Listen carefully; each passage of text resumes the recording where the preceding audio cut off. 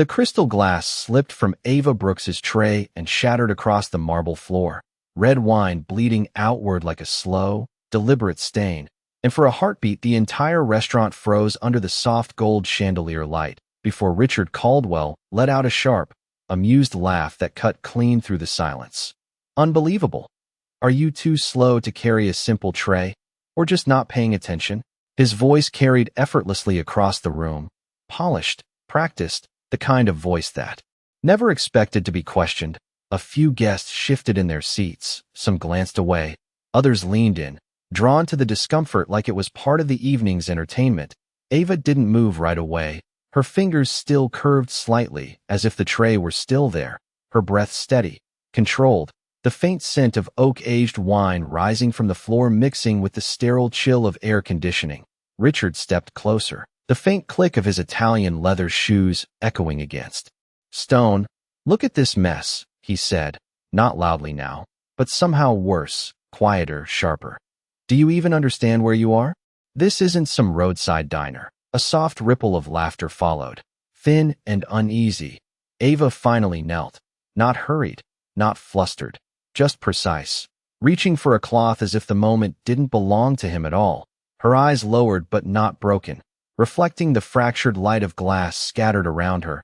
And something about that stillness lingered longer than it should have, like a note held just past comfort. And if this moment pulled you in, if you felt that silence stretch just a little too tight, make sure you subscribe to the channel and turn on the notification bell so you don't miss what happens next. And tell me in the comments what time it is, where you're watching from, and which city or country you're in right now.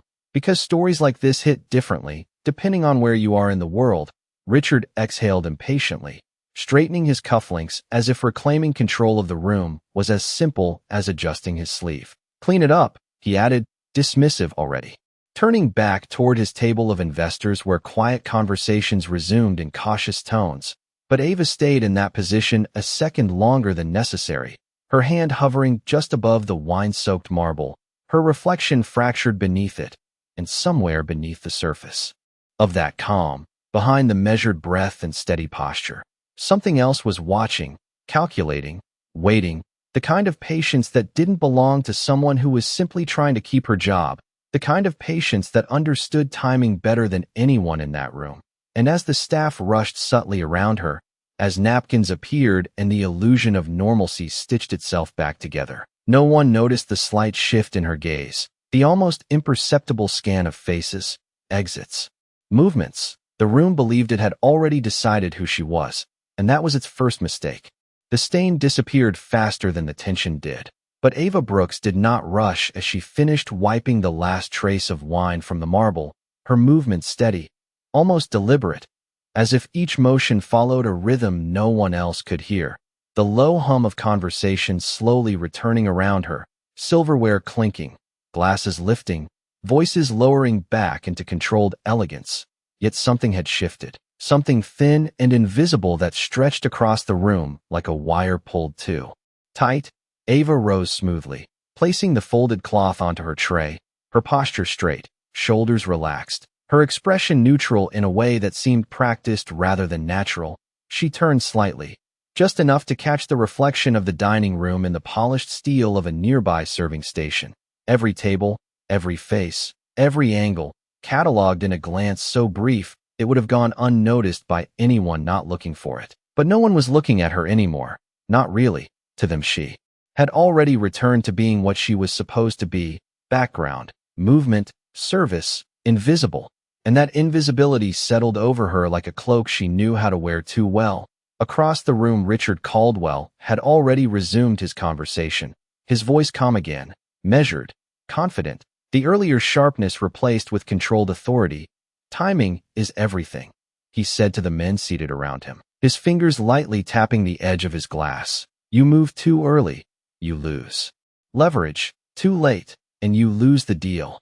The others nodded, leaning in, their attention locked on him, unaware that their words traveled farther than they intended, carried not just by sound but by pattern, by repetition, by the small details people forgot to hide. Ava stepped into motion again, lifting another tray, her path, taking her closer to their table, not directly, never directly, but in a slow arc that kept her within earshot without drawing attention. The soft soles of her shoes barely making a sound against the floor, her breathing even.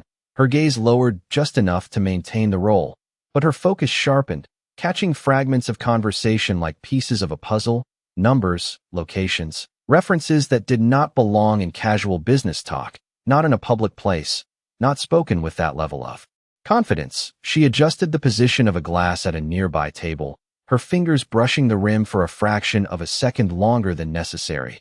And in that brief contact, something shifted, something so subtle it left no trace, no visible sign.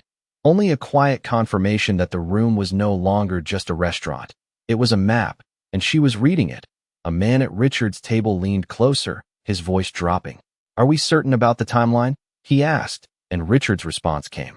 Without hesitation, "It is already in motion, calm, absolute, final." Ava moved on, her pace unchanged, but the air around her felt different now. Heavier, charged with something beneath the surface, something most people would never notice because they were not trained to look for it. She passed by a mirrored column, and for a split second her eyes met her own reflection, not as a waitress, not as the person they believed her to be, but as something else entirely, something patient, something precise. And then it was gone, replaced again by quiet professionalism as she continued across the floor, blending seamlessly into the rhythm of the room, waiting, listening, measuring time in seconds no one else could feel. The rhythm of the room settled into something deceptively calm, but beneath it Ava Brooks felt the pattern tightening, every word from Richard Caldwell's table landing with more weight than it should have, not because of volume, but because of certainty, because of the way the men around him stopped asking questions and started agreeing, and that shift mattered. That shift meant the decision had already been made somewhere else long before this dinner ever began. Ava adjusted her tray as she moved past a couple seated near the window, the city lights outside stretching across the glass like distant signals, her reflection passing through them without leaving a mark. Invisible again, exactly where she needed to be. She slowed near a service station just long enough to reposition a set of polished forks, her fingers steady, her breathing unchanged, but her attention sharpened, locking onto the cadence of Richard's voice as it lowered again. "No delays," he said, quieter now, but firm. "Once it is signed, there is no reversal." One of the men hesitated, his hand pausing midair above his drink. "And the oversight?" he asked, the word carrying a hint of concern. That did not quite belong in a room like this. Richard did not smile, but something in his expression shifted, a confidence that bordered on dismissal. "There will be no oversight," he replied, and that was the moment the air changed, not visibly, not to anyone else, but to Ava it was immediate, precise, like a switch being flipped. She turned slightly, lifting a glass from a nearby table, her posture relaxed, but her eyes, just for a fraction of a second, moved differently, calculating. Distance, exits, positions, the number of people between her and the door, the spacing between tables, the timing of the staff as they crossed the floor, everything aligning into a silent grid that existed only in her mind.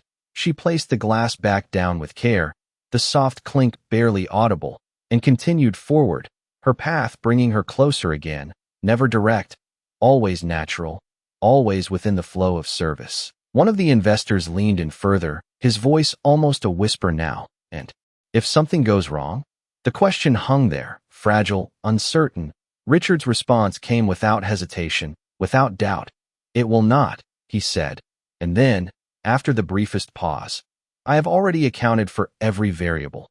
Ava felt that line settle, heavy, deliberate, the kind of statement that revealed more than it intended, because no one accounted for every variable, not in real life, not outside of controlled environments. And that confidence, that absolute certainty, was not strength, it was exposure. She stepped back toward the service corridor, her movements fluid, uninterrupted, as if nothing had changed, as if she were simply continuing her shift like any other night.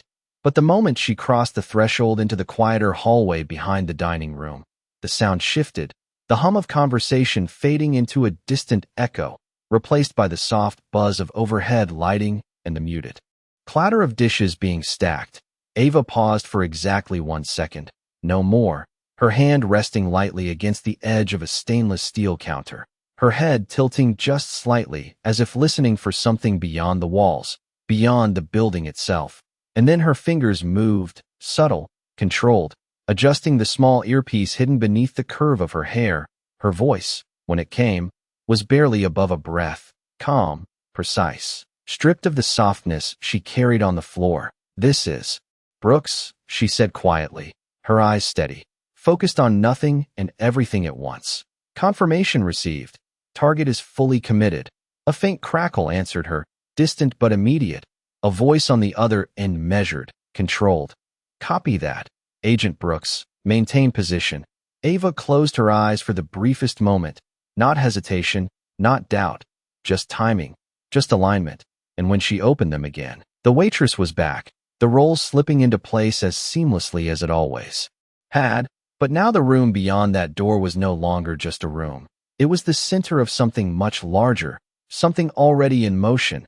And for the first time that night, the control everyone believed belonged to Richard Caldwell had quietly, completely, begun to shift. The moment Ava Brooks stepped back onto the dining floor, the atmosphere felt tighter, as if the air itself had thickened with expectation, the low glow of chandeliers reflecting off polished surfaces while conversations continued in carefully measured tones. But now every movement carried weight, every second stretching just slightly longer than it should have. She adjusted her grip on the tray, her posture unchanged, her expression composed. Yet beneath that calm her focus sharpened into something almost surgical, mapping the room again, confirming what had shifted and what had not. Richard Caldwell remained at the center of it all, leaning back in his chair with the ease of a man who believed the night belonged entirely to him, his voice steady as he spoke. "Once this is finalized, there will be no room for interference," he said, swirling the amber liquid in his glass, watching it catch the light. The men around him nodded, their earlier hesitation replaced by quiet agreement. And that was the problem. Agreement meant commitment, and commitment meant the window was closing. Ava moved closer, her path natural, unremarkable, stopping briefly at a nearby table to refill a glass that did not need refilling, her hand steady as she poured, the soft sound of liquid masking the direction of her attention. One of the investors leaned forward again, his tone lower now, more cautious. "And the channels?" he asked, glancing briefly toward the surrounding tables. Richard's lips curved into something that was not quite a smile. "Already secured," he replied, tapping the side of his glass once. A subtle signal that passed unnoticed by everyone except Ava, because signals were never about volume. They were about timing. And that single tap aligned too perfectly with the pattern she had been tracking all night. She set the bottle down gently, her fingers lingering for just a fraction of a second before releasing it, her eyes lowering again as she stepped away, but her mind was already moving ahead, connecting pieces, confirming sequences, the edges of the operation becoming clearer with every word he spoke. She crossed paths with another server, exchanging a brief, silent nod that looked like routine coordination but carried a different weight entirely. A confirmation without words, a synchronization of movement, the kind that only worked when every second had already been accounted for. Ava turned toward the far side of the room, her pace unhurried, her breathing even, but inside her awareness narrowed, focusing not on the entire space now, but on key points: the entrance, the secondary exit near the kitchen, the spacing between Richard and the nearest open path, the positioning of his associates, everything aligning into a quiet readiness that did not disrupt the surface but changed everything beneath it. She paused briefly near a window, adjusting the placement of a chair that was already perfectly aligned, her reflection faint in the glass against the backdrop of the city lights. And for a split second the mask slipped, not in expression but in presence. The stillness behind her eyes shifting into something sharper, something decisive. And then it was gone, replaced again by the quiet attentiveness expected of her role. Behind her, Richard's voice rose slightly, confident, assured. "By this time tomorrow, it will all be done," he said, and that sentence settled into the room like a final note, a declaration that left no space for doubt. Ava straightened slowly, her hands resting lightly at her sides, her head tilting just enough to listen without appearing to, and in that Moment she understood exactly where the line had been drawn, not by her, not by him, but by time itself, because once a man spoke like that, there was no turning back, only forward, and forward meant now. Her fingers brushed lightly against the edge of her apron. A small, almost absent gesture, but beneath the fabric something shifted into place, something prepared, something waiting. And as she stepped away from the window and back into the flow of the room, nothing about her suggested urgency. Nothing suggested change, and yet everything had already changed, because the next move was no longer his to make. The tension no longer hid beneath the surface. It pressed outward now, subtle but undeniable, like a pressure building behind glass. And Ava Brooks felt it the moment she stepped back into the center aisle, the balance of the room shifting in ways no one else seemed to register. Conversations continued, glasses clinked, soft laughter rose and fell, but beneath it all something had tightened, something that made every movement feel slightly off, slightly delayed. Richard Caldwell leaned forward. At his table, his voice lower now, but sharper, more controlled. "We are done discussing contingencies," he said, placing his glass down with a quiet, deliberate precision. "Everything is already aligned." One of the men across from him hesitated, his fingers tapping nervously against the edge of the table. "Still, there are risks," he murmured, and that word hung in the air longer than it should have. Because risk was not something Richard acknowledged easily. Richard's gaze shifted, slow, deliberate, locking onto the man with a calm that felt heavier than anger. "There is only risk when people fail to follow direction," he replied, his tone even, but final. And that was the moment Ava knew the line had been crossed, not just in conversation, but in intent. She stepped closer, her tray balanced perfectly in her hand, her pace unhurried, controlled, as if she were simply continuing her duties. But inside her awareness narrowed further, focusing entirely on him now, his posture, his breathing, the way his fingers rested against the table, every detail feeding into the timing she had been holding all night. She stopped beside the table, her voice soft, neutral. "Would you like another drink, sir?" she asked, her tone exactly as expected, respectful, invisible. Richard did not look at her right away, dismissing her presence with a slight wave of his hand. "Not now," he said, irritation brushing his words like an afterthought. Ava did not move, not immediately, and that hesitation, that single second where she remained still instead of stepping away, was enough to draw his attention. His eyes flicked toward her, sharp, impatient. "Did you not hear me?" he asked, the edge returning, the same tone from earlier, the same assumption of control. Ava met his gaze briefly, just long enough to register, just long enough to confirm, then lowered her eyes again. But this time something was different, something so slight it barely existed. "I heard you," she said quietly, her voice steady, but not apologetic, not rushed, and that difference, that absence of submission, lingered. Richard straightened slightly, his expression tightening, not in anger, but in confusion, the kind that comes when something does not behave the way it is supposed to. The men around him shifted in their seats, sensing the change without understanding it. Ava remained where she was, her hands steady, her posture calm, but the stillness around her deepened, stretching the moment into something heavier, something that refused to move forward until it was acknowledged. Richard's jaw tightened slightly, his voice dropping again, quieter now, more controlled. "Then why are you still standing here?" he asked, and there it was, the final push. The expectation that she would step back, apologize, disappear, return to the role he had already assigned her. Ava lifted her head slowly, her eyes meeting his fully this time, not lingering, not challenging, just present, just clear, and in that brief moment something shifted in the air between them, something almost imperceptible, like a balance tipping. Her voice came again, calm, measured. "Because you are about to make a mistake," she said, and the words did not rise, did not carry, but they landed with a weight that cut through the room far more than any raised voice could have. The table went still, the conversation around them faltered, and for the first time that night, the certainty in Richard Caldwell's expression flickered, not gone, not broken, but interrupted, just enough for the truth beneath it to begin to surface.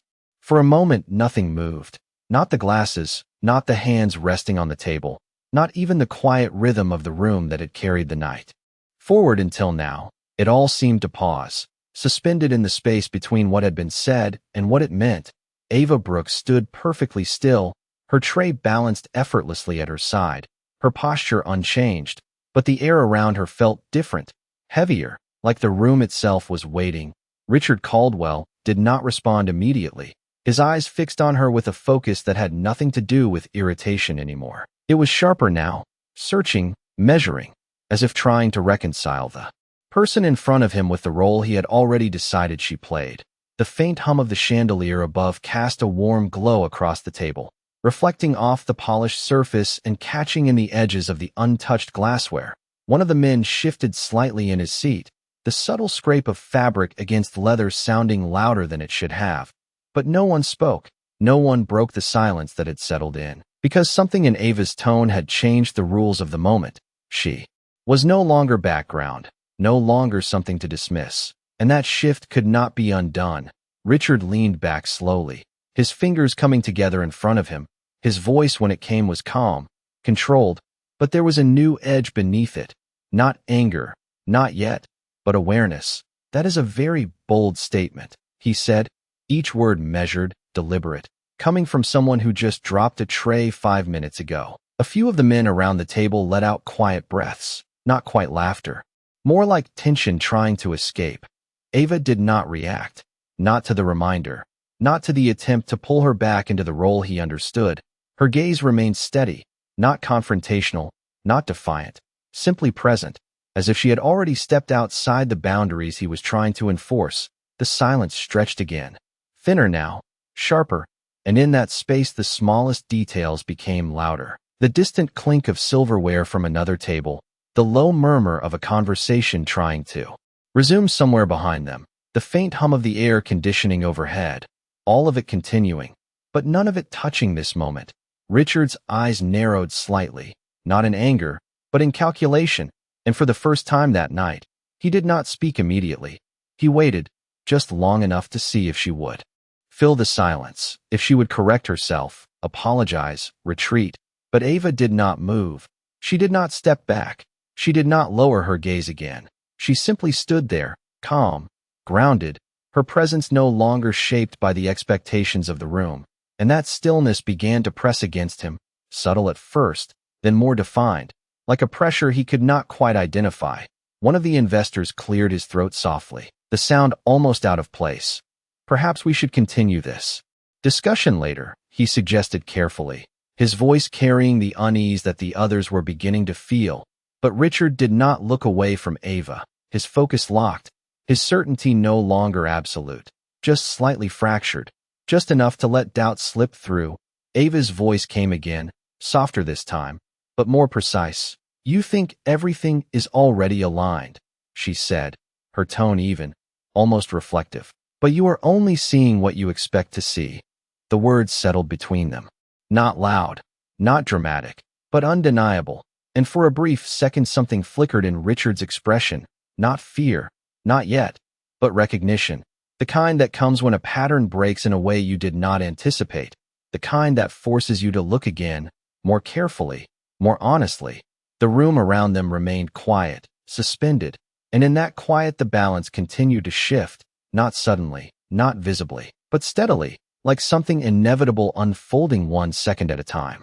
The silence did not break. It deepened, stretching across the table and spilling into the surrounding room like something alive, something listening. And Ava Brooks felt the exact moment it tipped, not in sound, but in awareness. Richard Caldwell's gaze shifted, just slightly, not away from her, but through her, as if trying to place something that no longer fit, his confidence still there, but no longer untouched, no longer absolute. His fingers tapped once against the table, a habit, a signal. But this time it did not land the same way. This time it echoed back at him with nothing to confirm it, and that absence mattered.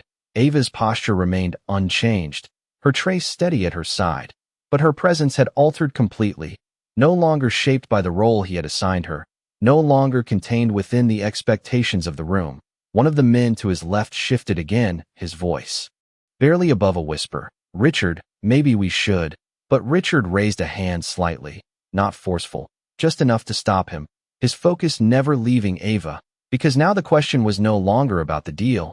It was about her, about the disruption she had introduced without raising her voice, without stepping out of line, and that unsettled him more than anything else could have. Ava took a single step forward, not abrupt, not aggressive, just enough to close the distance by inches, and that small movement carried more weight than anything said so far. Her voice when it came was calm, steady, but different now, no longer shaped to serve. "You built this room to feel controlled," she said, her eyes meeting his fully. "Every detail, every person, every outcome." She paused, just long enough for the words to settle, for the room to absorb them. But control only works when nothing unexpected enters the system. The air seemed to tighten again, thinner now, sharper. Richard's expression shifted, not dramatically, but enough, the certainty pulling back just slightly, making room for something else, something closer to doubt. "And what exactly are you suggesting?" he asked, his voice still controlled, but no longer effortless. Ava did not answer immediately. Instead, her hand moved, slow, deliberate, setting the tray down on the edge of the table, the soft contact of metal against wood sounding louder than it should have in the silence. Her fingers released it gently. And then, for the first time since the night began, she straightened fully, not as a waitress adjusting her posture, but as someone stepping out of a role entirely. The shift was subtle, almost invisible, but undeniable. The room felt it, even if no one could explain why. Her shoulders squared slightly, her gaze steady, her presence no longer blending into the background but standing clearly within it, defined, intentional. "I am suggesting," she said quietly, her tone precise, "that you never realized who was already inside the system." The words landed differently this time, not as a warning, not as a guess, but as a statement of fact. And that was the moment everything changed, not with noise, not with movement, but with understanding. Richard's eyes narrowed, the pieces beginning to move in his mind, connecting, reordering, the memory of earlier moments, the tray, the timing, the stillness, all shifting into something new, something he had not accounted for. The men around him grew still, their earlier confidence replaced by a quiet unease they could not name, and Ava stood there, calm, grounded, her voice no longer needing to rise, because the truth did not require volume. "You thought you were in control," she said, softer now, almost reflective. "But you were being observed the entire time." And in that sentence, the illusion broke, not loudly, not dramatically, but completely, like glass that had already cracked finally giving way. And for the first time that night, the room did not belong to Richard Caldwell anymore. No one moved at first, not because they could not, but because they were no longer certain they should.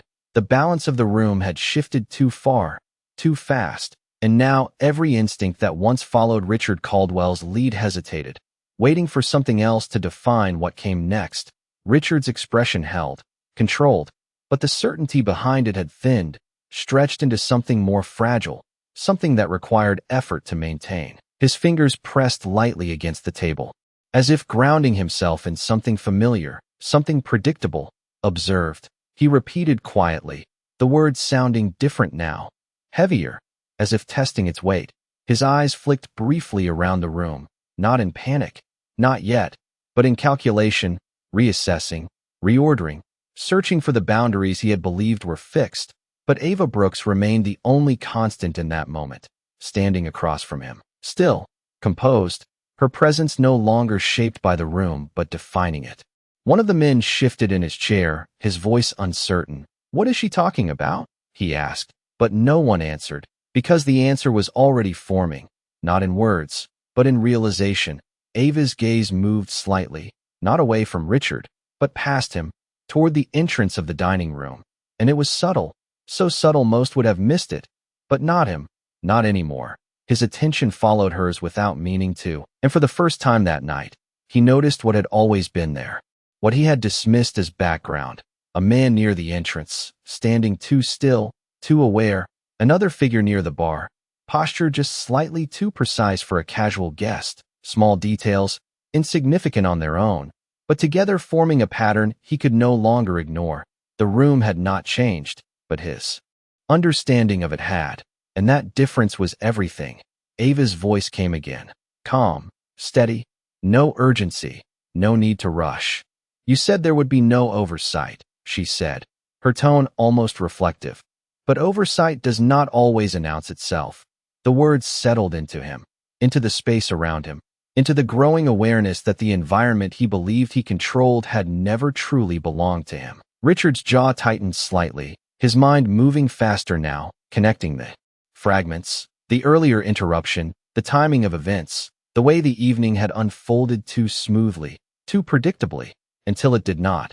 One of the investors pushed his chair back slightly, the soft scrape breaking the tension just enough to reveal it. Richard, he said quietly, what is happening? But Richard did not answer, because the answer was no longer his to give. Ava reached down and lifted the tray again, not as a return to her role, but as a final gesture of control over it. Her movements precise, deliberate. She stepped back just slightly, creating space, not distance. And in that space the room seemed to shift again, not physically, but in ownership, because it no longer belonged to the man at the table. It belonged to the truth that had been revealed within it. This was never your room, she said softly, her eyes meeting his one last time with a calm that held no anger, no judgment, only certainty. You were just the last one to realize it. And as those words settled, the illusion of control that had carried him through the night dissolved completely, not with force, not with noise, but with understanding, and that understanding left no room for denial, only for what came next. The room did not erupt, it did not collapse, it simply fell into a silence so complete it felt heavier than noise, like something final had settled into place. And in that silence Ava Brooks stepped back, not hurried, not dramatic, just one measured step that placed her outside the center of it all, her tray resting lightly in her hands again, not as a disguise, but as something she no longer needed to hide behind. The soft glow of the chandeliers remained unchanged, casting the same warm light across polished tables and untouched glasses, but everything beneath that light had shifted. Richard Caldwell sat still, his posture no longer commanding the space but contained within it, his gaze lowered slightly now, not in defeat, but in recalculation, as if trying to reconstruct a version of control that no longer existed. The men around him remained quiet, their earlier confidence replaced by a careful stillness, the kind that comes when certainty is replaced by awareness. No one reached for their glasses. No one resumed their conversation, because the night they had expected had already ended, even though no one had left their seat. Ava turned slowly, her movements fluid, natural, as if returning to the rhythm she had carried from the beginning. But now that rhythm belonged to her, not to the room. She walked past the tables without drawing attention, yet every step felt seen, not by eyes, but by the weight of what had just been understood. Near the entrance, the figures that had once blended into the background shifted slightly, not forward, not aggressively, just enough to acknowledge what had already been decided, a quiet alignment rather than an action. Ava reached the edge of the dining floor and paused for a brief moment, her hand moving to the small name tag pinned to her uniform. The letters simple, unremarkable. Ava, a name that had served its purpose within these walls. She removed it carefully, not rushed, not symbolic, just precise, and held it between her fingers for a second before placing it down on a nearby service station. The soft click of metal against polished surface barely audible. Behind her the room remained still, suspended in that same silence. Richard finally looked up, his eyes following her, not with authority, not with command, but with something quieter, something closer to recognition, as if seeing her clearly for the first time, not as a role, not as a position, but as a presence he had never accounted for. Ava did not look back. She did not need to. Because the moment had already completed itself, she continued toward the exit, the doors opening smoothly as she approached, the cool air from outside brushing against her face, carrying the faint scent of the city beyond, distant traffic, night air, something real, something uncontained. She stepped out into it without hesitation, leaving behind the controlled environment, the polished surfaces, the illusion that had once defined the space. The door closed quietly behind her, sealing the silence inside, and for a moment she stood there, just breathing, the city lights reflecting softly in the glass beside her, the faint traces of red wine still visible at the edge of her sleeve. Now fading under the cool night air, her shoulders relaxed slightly, not in exhaustion, but in release, and then she moved, not quickly, not slowly, just forward, blending into the rhythm of the street the same way she had once blended into the room. Except now there was no role left to play, only the quiet certainty of what had been done, and behind her, inside that silent room, the echo of control that had once filled it was gone, replaced by something far more lasting. The understanding that power does not always belong to the one who speaks the loudest, but to the one who sees the truth before anyone else does. If this story stayed with you, go ahead and subscribe and turn on notifications. In the next video, I will talk about the story Billionaire mocked. I'll give you $100,000 if you serve me in Chinese. But the black waitress spoke 9 languages. See you in the next video. Thank you for watching.